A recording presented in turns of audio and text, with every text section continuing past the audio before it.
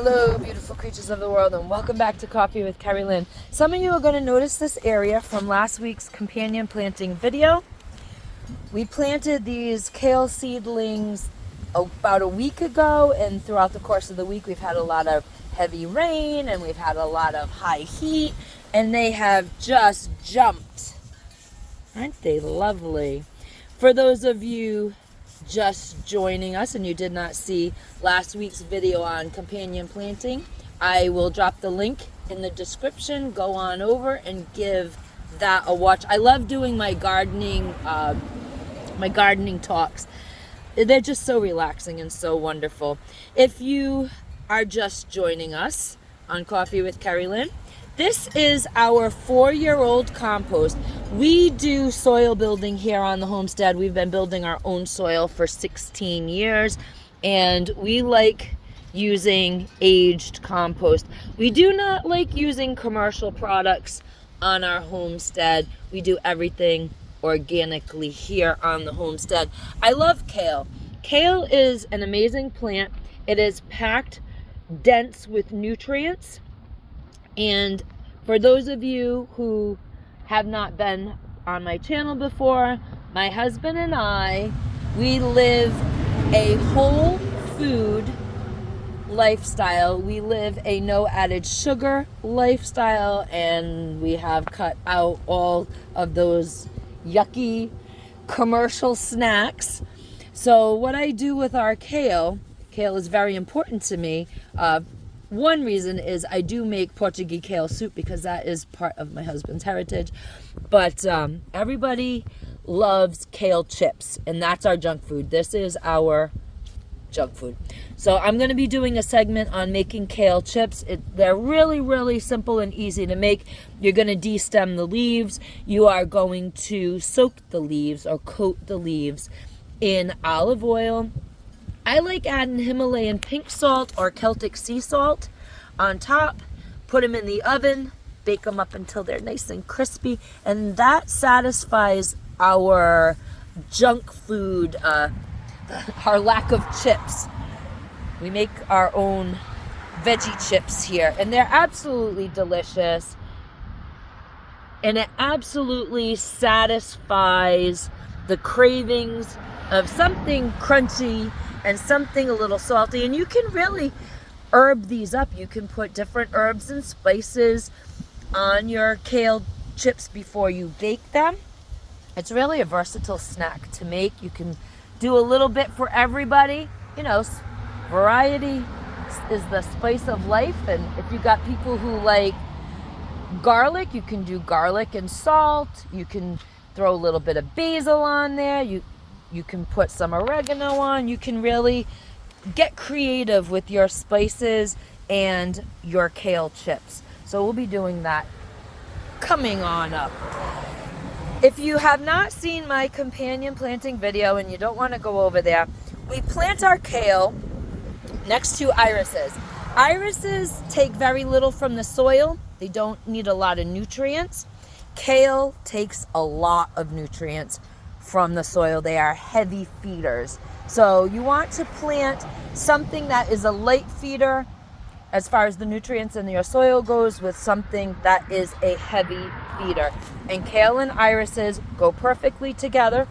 I do have a couple of eggplants, spare seedlings, and I am going to put them in this particular kale patch there.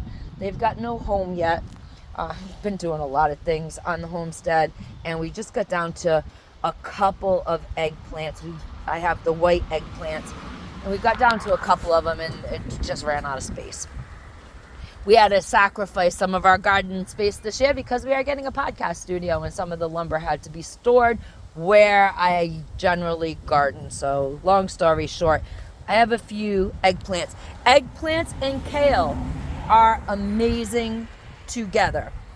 Eggplants do not like certain bugs and insects, and what kale does is it wards those bugs and insects off. It's like a natural insecticide. So your eggplants will thrive if you plant them with kale. Since the last video last week, I have put in lavender. You guys know how I feel about my herbs and my medicinals, and I feel that no garden is complete without lavender. You walk by it, you can brush it with your hand. It's very fragrant. If you wear long dresses like I do here on the homestead, a little hippy dippy life that we have here, when you walk through the garden, the hem of your skirt will catch the plant and it'll make that lovely scent waft in the air.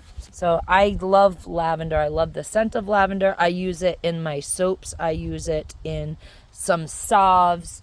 So for me, no garden is complete without lavender. And you can plant lavender with your irises. They're lovely spring plants together.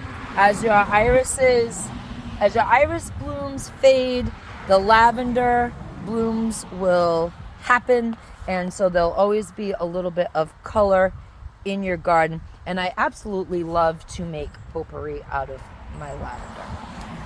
Very low maintenance. The trick here in Aroostook County in the far north of Maine up along the Canadian border, if you have lavender, you absolutely must, in the fall, cover your lavender with hay or straw, or you won't be having your lavender next year, simply because we just get too cold. When you go to the greenhouses and buy lavender, you are going to walk out of there and the person that sold you that lavender is going to say, good luck with it for next year, because it may or may not come up. We have good luck with it here on the homestead, but I put a lot of straw on my lavender plants. Sometimes you win, sometimes you lose. And we're going to top this video off. These are the tomatoes that we planted last week. They did a big jump. We did a pinching from the bottom, and we'll continue to do pinching. We do leaf pinching, and we don't want them to fruit too early. We want them to grow big and then flower and fruit for us, because it just gives us more robust, more prolific harvest yield to can at the late summer, early fall. Now you can plant your tomatoes next to your irises. Once again, irises do not feed heavily off of your soil. Tomatoes are heavy feeders. They are part of the nightshade category. You cannot plant tomatoes next to kale. Does not work, ladies and gentlemen.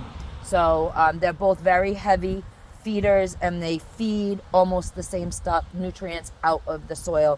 So you're just not going to have a yield, and they'll be competing instead of being friends. Ladies and gentlemen, beautiful creatures of the world, I'm going to get weeding in between my plants. I hope you guys are having an amazing day wherever you are. I hope that you are enjoying this summer, and I hope that you are enjoying digging in your garden. Gardening just kind of makes everybody happy. Get your hands in the dirt, and even if it's one little tiny plant, stick it in the dirt, cultivate it, and you will feel so accomplished when it comes time to harvest. Ladies and gentlemen, beautiful creatures of the world, Carpe Diem, because no one promised you a tomorrow.